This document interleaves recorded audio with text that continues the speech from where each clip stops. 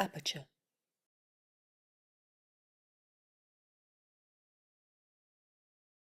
And as you can tell, I'm really dexterous. I'm always thinking about on so many levels at the same time. And so I started thinking about logos as our generation's hieroglyphs and how I could use the language of advertising to talk about things that advertising couldn't responsibly talk about.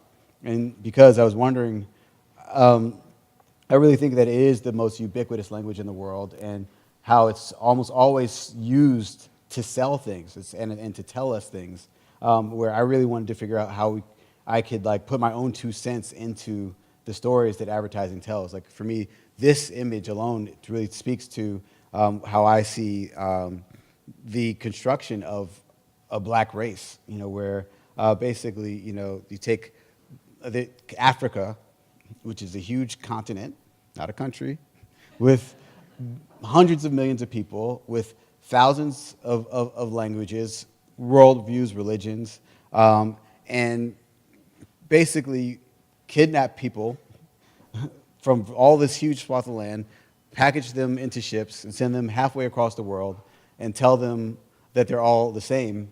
And 500 years later, their descendants are asking who they really are. To me, that's absolute power. The fact that we even believe in blackness when we know that there is no common thread throughout quote unquote black people, besides the fact that they are people. And that, scientifically, you can't just say that you can't look at a person's gene and say this person is always this person. And even, I always have trouble with those genetic tests. I'll tell you about that later. But also thinking about, I started thinking about how black bodies were branded during slavery, and slavery, and how today we brand ourselves and live in the age of branded consciousness. And then time out again. So this is what happened. So I was like, I saw Christina and I was like, I gave this talk before. And the last time I talked, this talk that I fell into, this is my third talk that I'm showing these people, was like, you were there. And I was like, this is trippy. She's going to see the same thing I talked about last time, 5 years ago. So like, that's what I was saying about this authenticity. Like, I need to be authentic. I can't talk about art. I'm not here to sell my art. I'm happy to sell it. But really, to be honest, when I made this work, I was like, who would buy this work? And do I want to know this person? Thank you, though. But that's the real truth of it, because I think the work has this kind of real heavy content for me that I'm like, I don't necessarily know if I want that in my house. Thinking about how the idea of ascension for so many African Americans is chained to ascending through sports and entertainment, and how we chain others in our mind as they become successful through that. But also thinking about the body as a spectacle, and thinking about how I was thinking about the NBA and NCAA, and thinking about people slam dunking and hanging from the net, and started thinking about how they're not so distant ancestors. So it's not a far off idea to think that someone in the NBA was related to someone who was lynched, and thinking about how these bodies, like I said, are treated at different periods in time, where it is still this public spectacle, but this time it's about adoration and adulation.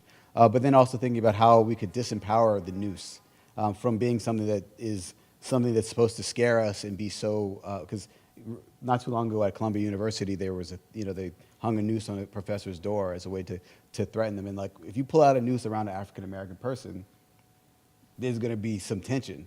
But if you pull out a noose around like someone from the Central African Republic, they'll be like, are you going to kill yourself? And that's what I feel like is fascinating about how different black perspectives are going to have different relationships to the same objects.